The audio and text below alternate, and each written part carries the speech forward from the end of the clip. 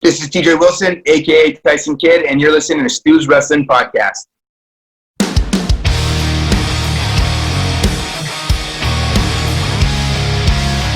You're listening to Stu's Wrestling Podcast. It's time for British Wrestling's sharpshooter, your host, Stu Harmer.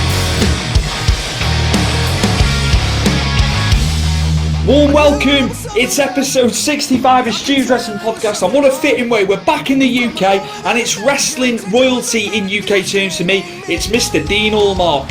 Dean has been around the business for the last 20 years, he's seen a lot of change through his time.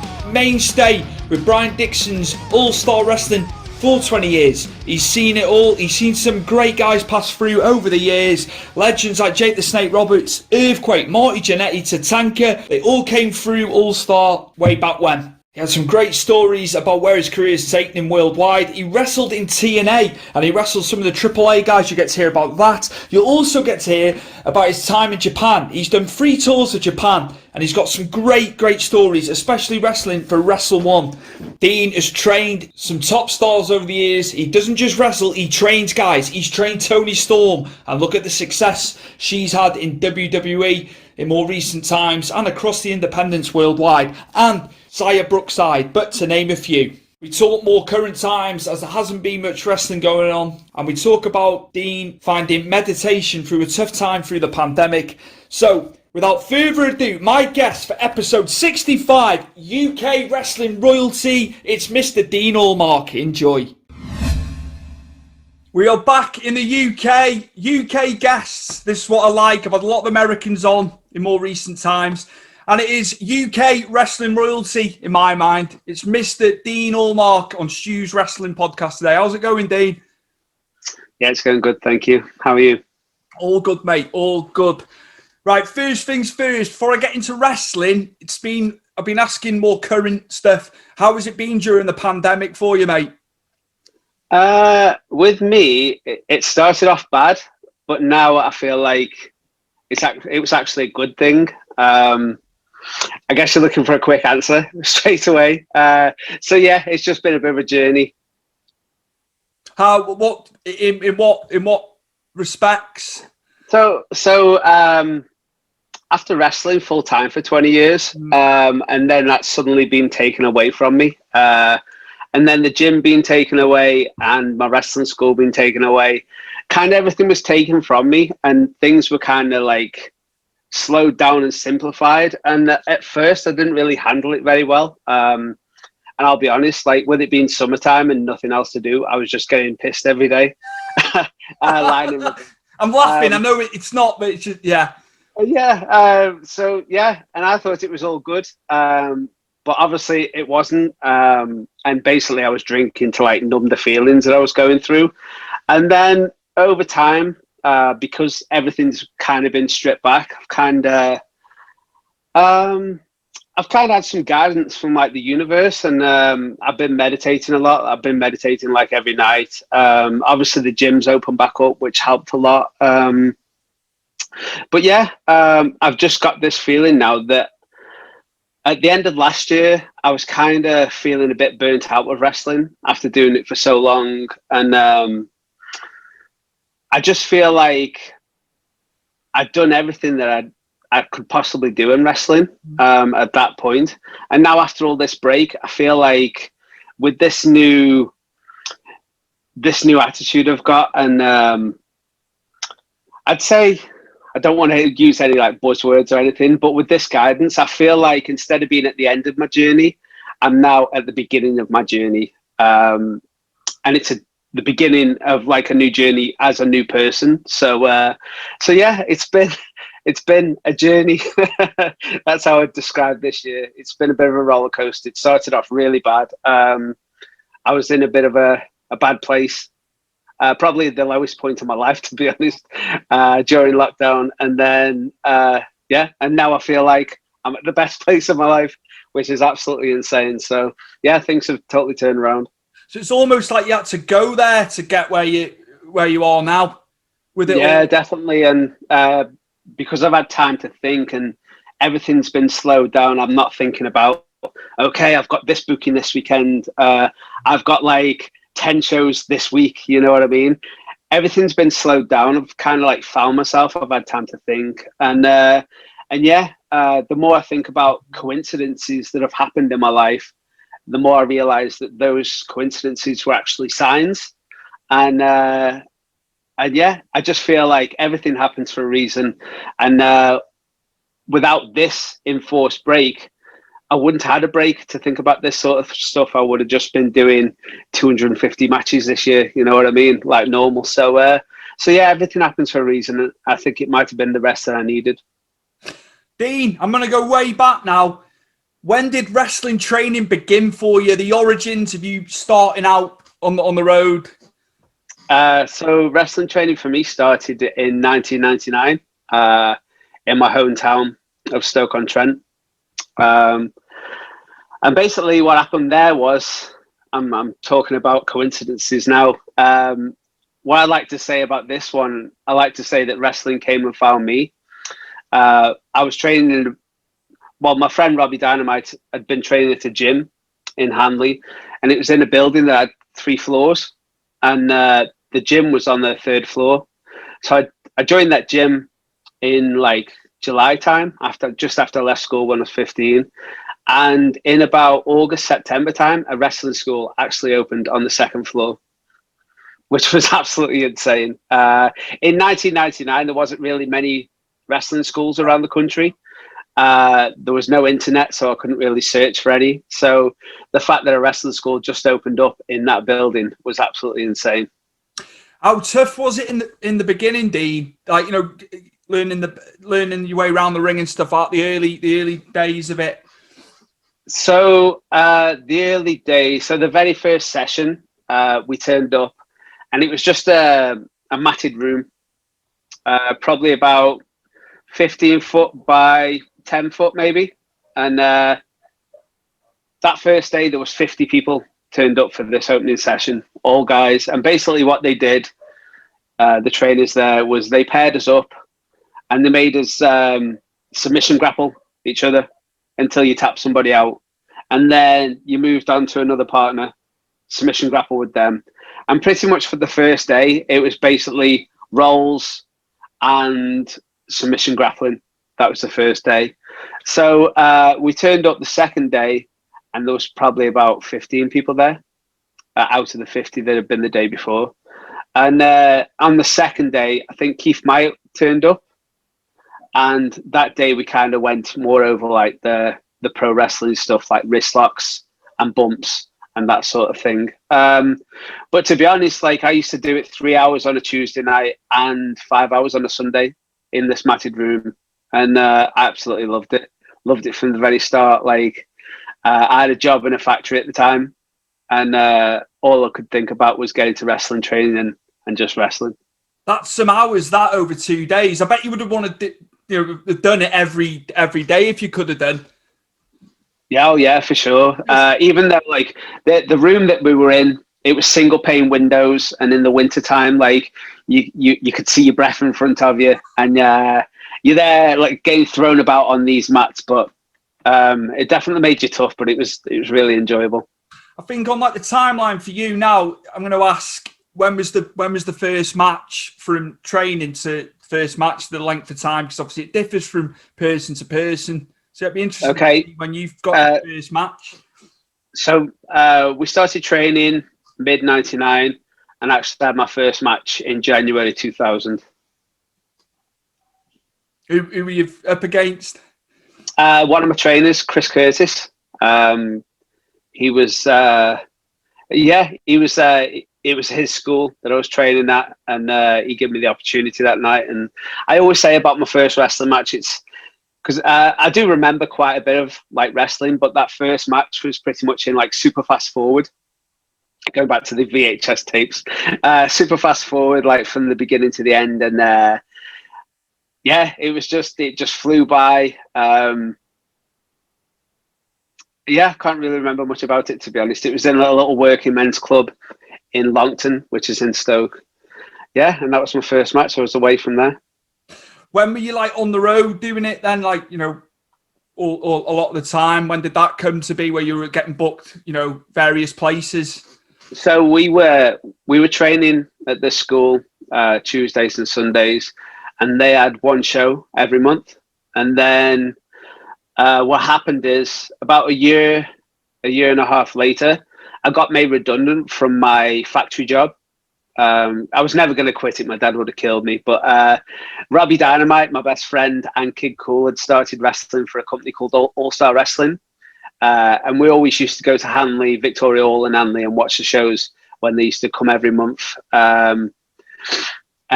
Basically, we went along for a trial. There was 4 of us. Mikey Whiplash came with us. 4 of us went for this trial. And then what kind of happened was Kid Cool and Robbie Dynamite went off for All Star. And I used to come in every now and again because of my loyalty to Chris and the company that I was wrestling for at the time. Chris, even though we were doing one show a month, didn't want us really wrestling for anybody else. And what happened there was I did a charity show in Stoke for somebody else. I did it in a mask out of respect. But basically, Chris phoned me up and said, "You've done a show, you know the rules, you're gone." So I'd just been made redundant. I got let go by them. Robbie had a word with the promoter, Brian Dixon, and said, "Dean's got nothing else on now, he's got no job."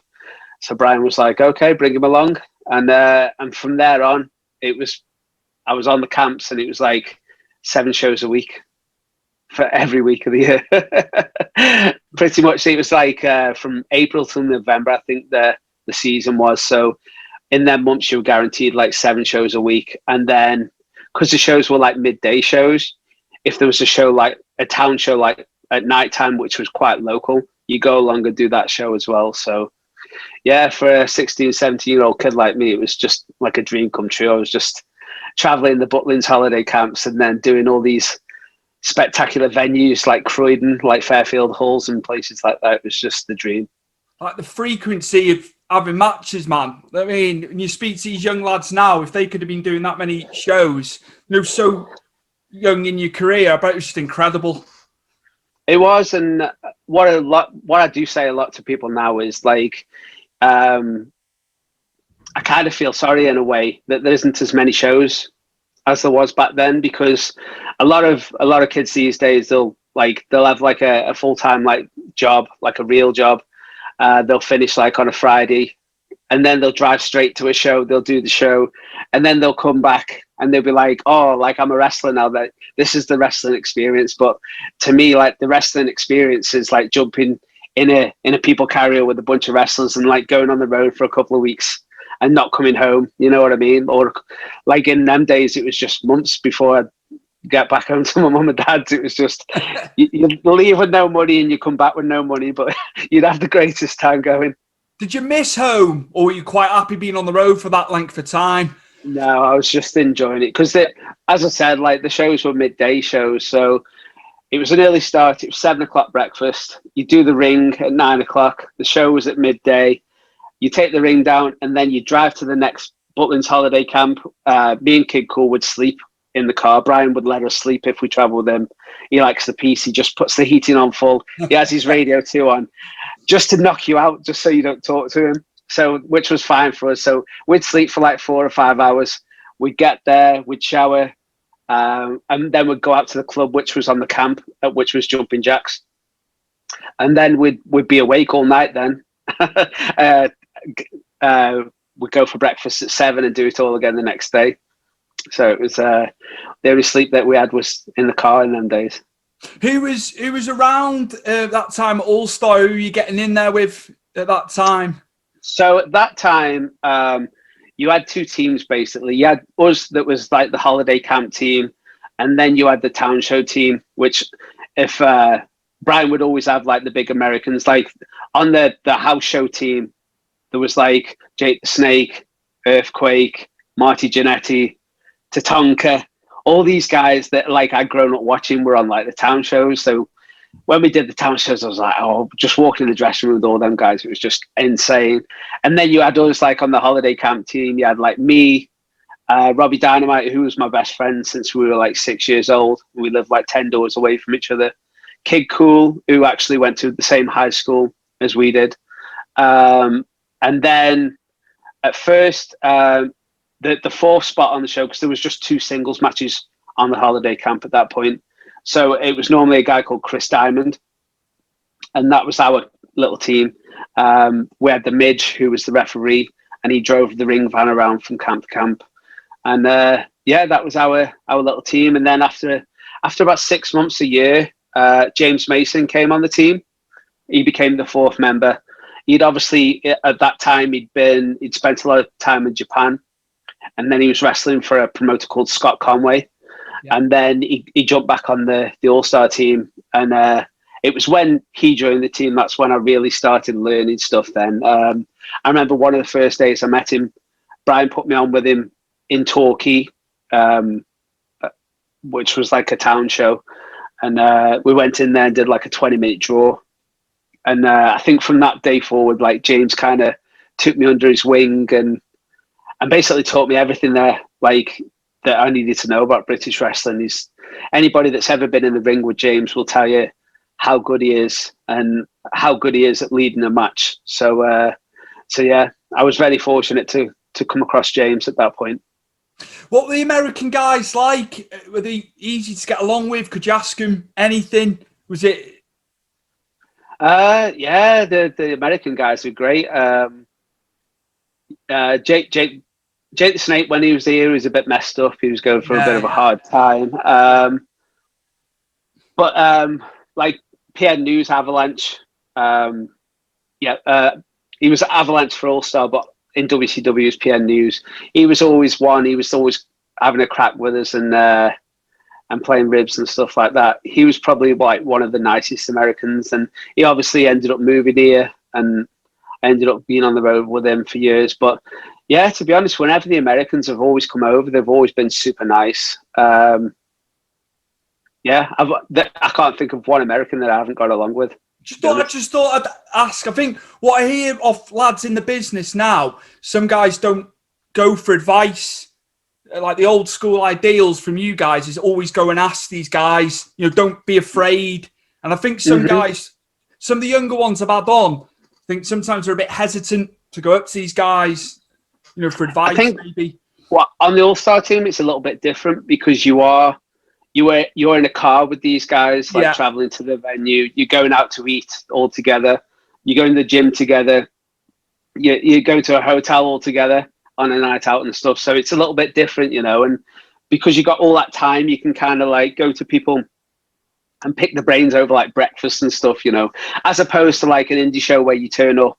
Yeah. There'll be an indie guy there that you've never met before and you'll probably never see again. You'll have a match, you'll ask him for some advice and they'll give you some. It's not as personal as a relationship, you know what I mean? Yeah. As being on the road with somebody so many times a year. So it is a little bit different, to be honest. Yeah. Just thought I'd ask, see what your standpoint with that. That's what's cool. Dean, the first time I saw you, right, I'm going to tell you, it was on the wrestling channel for TNA back in 2004. How was TNA for you so early on in your career? I'm going to ask this because I remember it. I remember it well, man. So at that time, I was only 19, and it was like a last minute thing. I only got booked to do TNA like the day before. And it was literally just off the plane into the ring. And my first match there was against S.A. Rios, Mr. Aguilar, who obviously I'd grown up watching to an extent, like watching him in WWF. And I'll be honest, that match to this day is still the worst match I've ever had in my entire life. It was it was on pay-per-view, and basically like I think the pressure got to me, to be honest. Obviously, I was there with James Mason, Robbie Dynamite. Like at that time of my life, were my two mentors. Rob being like my big brother, James being like my mentor, and Frankie Sloan, who obviously is another mentor of mine, a big character. Dave Taylor was like our manager on the team, and obviously anybody who knows British wrestling knows of Dave Taylor. He's absolutely amazing. He should have been wrestling instead of me, to be honest. And I just went in there and shit the bed. And after the match, I came out and found the doors, went outside and cried against the wall for half an hour because I was really gutted, to be honest. And but I always use this story as an example that the best experiences you can have in wrestling are bad experiences, because they're the ones that you learn the most from. So yeah, I'm forever grateful for that experience. And then I didn't have to wrestle again until a week later. So we got to like have a look around like Nashville and have some fun. Obviously, being 19, I wasn't old enough to drink over there, which was a bit mad. And yeah, I just spent the next week just saying to myself like that I'll never have a match that bad ever again. And the second match I had there was me and James Mason against Heavy Metal and Abismo Negro, and that match was 10 times better. And a match that I'll go back now and think, like, I'll go back and watch it now and think, oh, it wasn't actually that bad. It was actually a good little match, that one. So, and then later that day, we had an 8-man. The 8-man went well. And after the show, the Team Mexico guys come up to us with their promoter, Antonio Pena, and they give us a card and they were like, we really want to do this match in AAA in Mexico. You 4 against us 4 again. And about 2 weeks later, Antonio sadly died. So that bridge was burnt and we never went to Mexico, unfortunately. What an endorsement that was, though, for them to come up to you after. Just, yeah. Oh, man. Incredible. Right, I'm going to ask about Japan, because I know you've been out to Japan. Total different, the way it is over there, the way they live and all the rest of it. How was Japan, Dean? Japan was amazing. Yeah.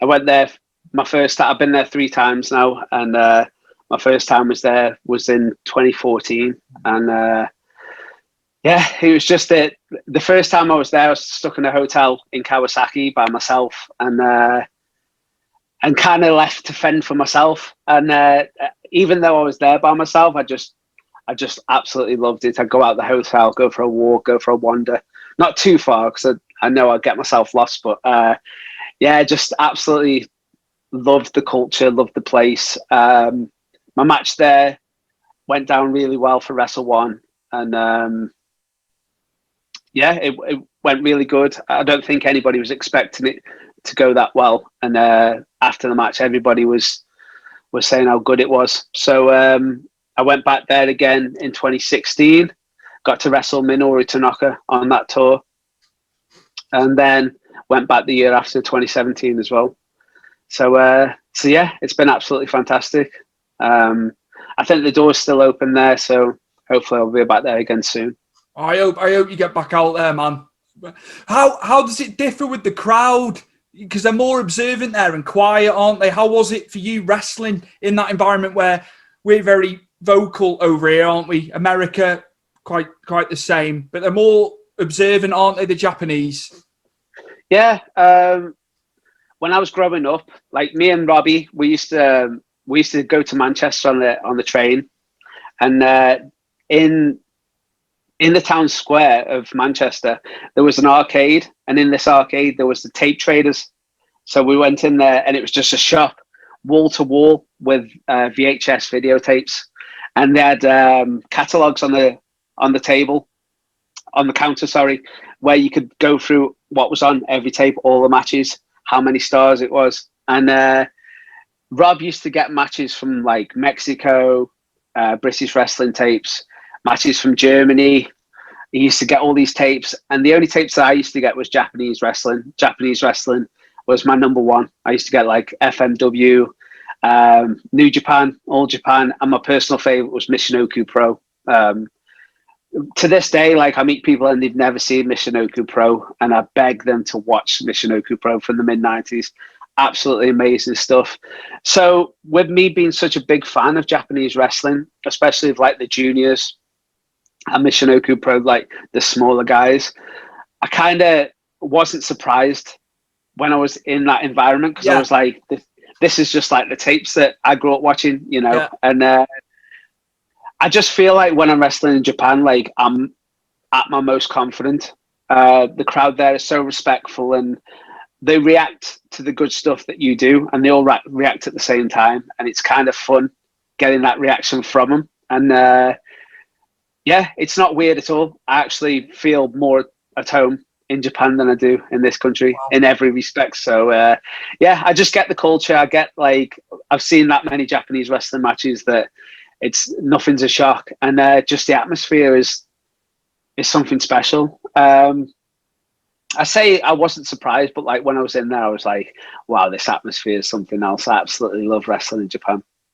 That's cool. Going back to the tapes, what matches stand out for you even now? Maybe like a top three. If I had to ask you. Literally, like we used to go on the train like every single week, and we used to spend. I think the tapes were like a $5 each or something like that. We used to spend like £100 each. It was just maybe not a top three then, Dean. Yeah, just that's what we used to do. And I just remember discovering like matches like that you wouldn't like.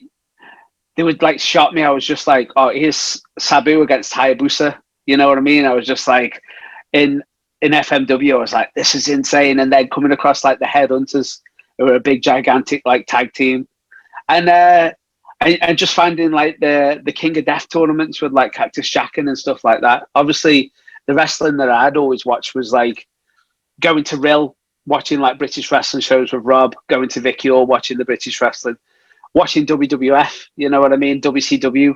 But like just finding these Japanese tapes and finding like the junior, like the best of the Super J's, you know what I mean, and stuff like that was just absolutely incredible. I just remember like just getting the bin bag full of tapes back and just binge watching like all these tapes and just thinking, wow, this is the best thing ever. Like I've watched all these years of WWF where it was like really character based wrestling, Yeah.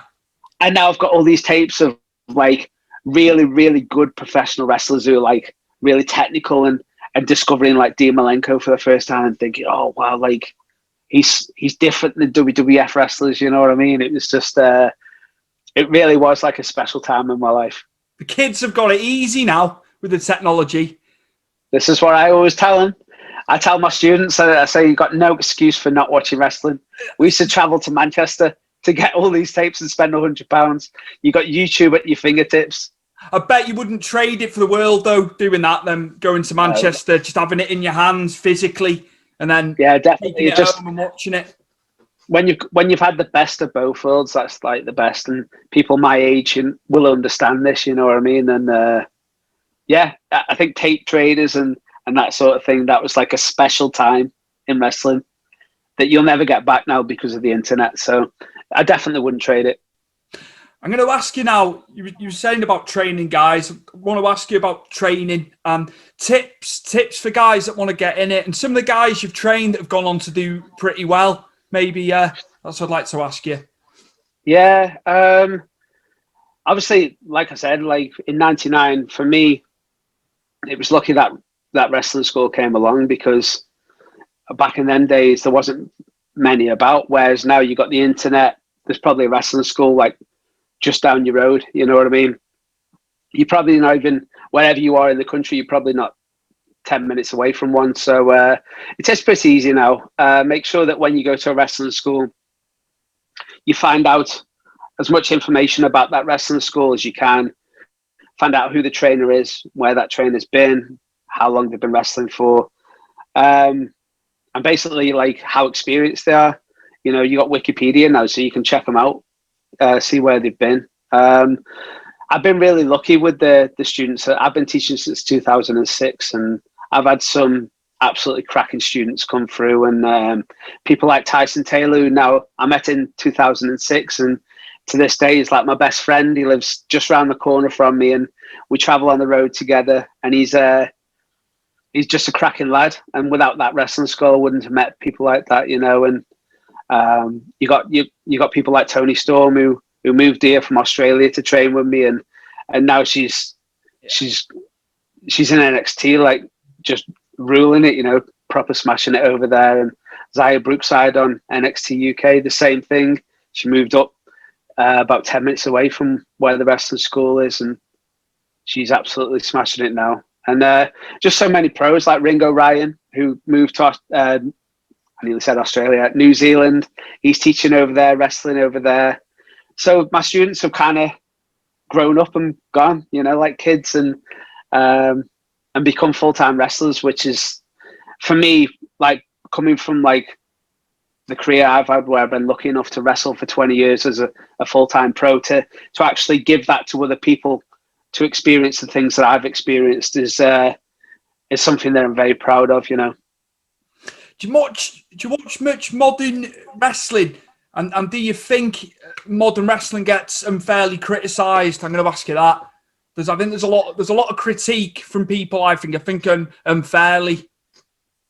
What you'll find with people is like wrestlers will always say that wrestling was better in their day, no matter how good or bad the wrestling was. It's because at that time for them, it was their magical time. You know what I mean? It was the time where it was the best. It goes back to me with the tape trading. To me, that was the best time. It's better than it is now. But I like to think that I'm more open-minded than that. And I'll sit down and I'll watch like NXT UK. I'll watch NXT. I'll watch Raw and SmackDown still. I'll still keep my eye on like New Japan and places like that. And I think in wrestling, you need to evolve, especially if you're a wrestler yourself. You need to evolve with the times. And I've always preached being like a hybrid wrestler. Don't be like just a British wrestler or a Mexican wrestler. Do a bit of everything. That way you can go anywhere in the world and wrestle anybody. So yeah, I don't think wrestling is better or worse than it was before. It's just evolved into what it is now. I'm definitely not going to be one of the wrestlers that's going to say in 20 years' time, oh, wrestling was better in my day, because I've heard it so many times, and most of the time it wasn't. It's a generational thing. It is. It's just how it is. Who do you think is going to be a superstar, is going to get shot to the moon, who isn't at that place at the moment, who you watch across all the different promotions, the big ones? There's so many. Like, obviously, in the last 20 years, I've met a lot of guys, and there's certain guys that you come through, like, what's his name now? The guy in NXT, the German guy from Italy. He's in a German tag team. Marcus Bartel and Fabian Eichner. Fabian Eichner, yeah. So the first day I met him, I wrestled him. And when I come out the ring, I was like, bloody hell, that guy was good. And after he'd been on tour with us for about a month, we were in Skegness, Butlins. I just looked at him and said, like, there's certain guys that come to All Star, and you just know that they're going to get signed and they're going to be like a big star. And you are going to be one. The same with Dash Wilder. When Dash Wilder came on the team, like, nobody knew who he was. And there was just something about him. I was just like, you're going to get signed, no problem. You can just kind of see it. For me, there's people now like Adam Maxted. Obviously, you look at Adam Maxted, his wrestling has come along leaps and bounds. I think he's been wrestling for 4 years, but he's just a total package now. So I think this time next year, Adam Maxted is going to be one of the biggest stars in NXT UK or even WWE for sure. Tyson Taylor, my best friend, he's still looking for that break. He's looking to get like on the indies, and as soon as people see him, he's going to be a force to be reckoned with for sure. Sean Custom is another one. Like, you just meet these guys, Sean Custom, just really, really athletic, good-looking kid. You know what I mean? He's just got all the tools. Tucker, who used to be in NXT UK, he was over in the summer for us last year, so I got to spend a lot of time with him, and just the athleticism of guys like that, and they're built like Greek gods. You just think it's just a matter of time. And I think a lot of it with wrestling is it's all about being at the right time in the right place. And these guys just haven't been at the right time and right place yet, but it is coming. It's just a matter of time. What about AEW, Dean? Do you catch much of Dynamite? AEW? My son watches that more than I do. I do watch I'll be honest with you, the only things I see is like all the clips like on social media and stuff like that, to be honest. I'm not even sure what channel it's on or anything like that. So I should probably, ITV4, Dean, on a Friday. We should be getting it live. We should be getting it live. Yeah. Boys may have to wait 2 days. Sorry. I need to make more of an effort to watch AEW, to be honest, because it sounds like an alternative to the WWE, you know. And I always think when WWE have got like a competitor, it always ups everybody's game. So I'm really hoping that they become like at least the next WCW, if not like, I think they're, ECW. I was going to say like maybe like the new ECW, but they're more like a WCW. You know what I mean? When I've seen the clips and I've seen the quality, they are like a TNA, like a WCW. That kind of like setup, you know.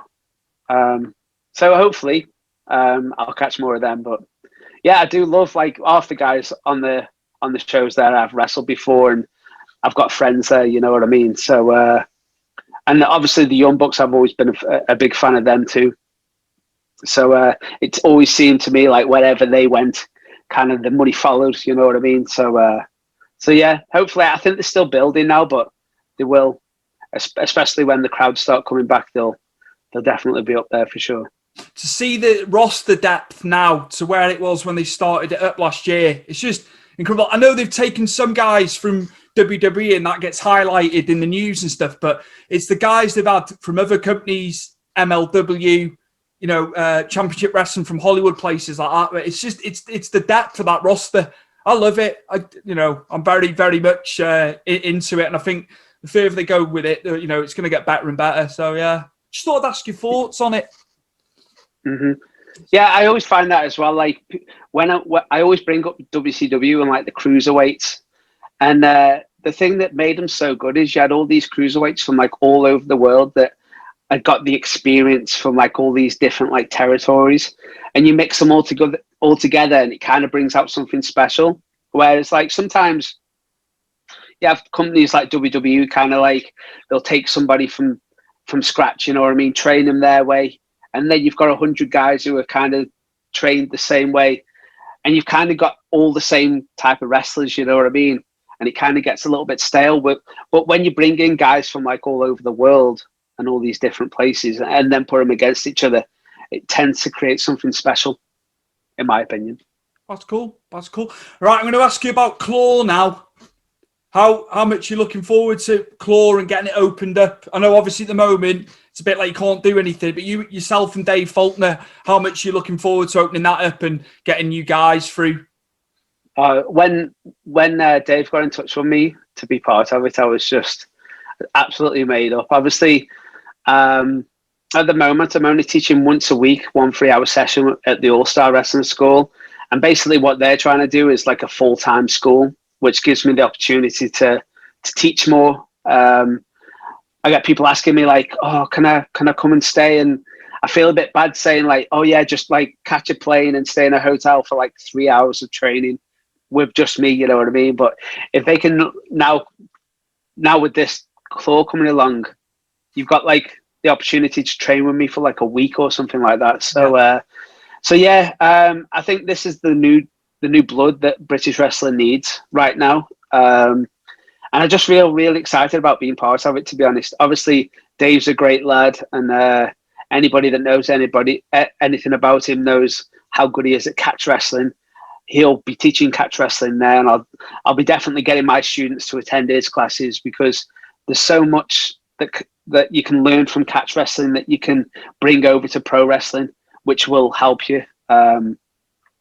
Just look at Billy Robinson. Billy Robinson was absolutely amazing, and that was all from catch wrestling. So, yeah, I'm really excited. I just need it to get going. I just need to get this new year underway and get over there. Angus, really Angus told me to go training. I was like, I'll stick to me podcasting. I haven't got the. I'd be like, I've got 2 left feet, me. You trying to train me would be a nightmare. And I know that. I've got coordination issues, do you know what I mean? Years and years ago when the school was in Birkenhead, I did look into it when I used to get the wrestling mags. But I never got myself to go and do it. But yeah, I like the fact that there's a lot more schools now for these kids that are coming through where you can go and learn, and all the different promotions now we've got here. It's just incredible, isn't it, for these young guys? It is. And I always say there's so much opportunity now for everybody, whereas I just kind of got lucky, again, being at the right place, the right time. Whereas now you can just go 10 minutes out your door and learn how to wrestle. It really is like an exciting time for British wrestling. Dean, thank you very much, man, for coming on. I really enjoyed getting to hear about your story, the career, what's happening in the future. I just going back to the start of the interview as well, just the sooner they can get these shows up and running, man, I bet you're chomping at the bit. Yeah, and like I said, I just feel like I'm starting my career again, to be honest, and I just can't wait to get out there. And yeah, just really excited. I can't put it into words. I think there'll be a better appreciation from people in attendance, like the fans and that, as well. Because it's been gone for this length of time. I think there'll be a newfound, like a bigger appreciation for the guys and the shows, when it's all back up and running. Absolutely. I agree. My guest, UK wrestling royalty in my mind, Mr. Dean Allmark. Thank you for coming on today, man. Thank you so much for having me.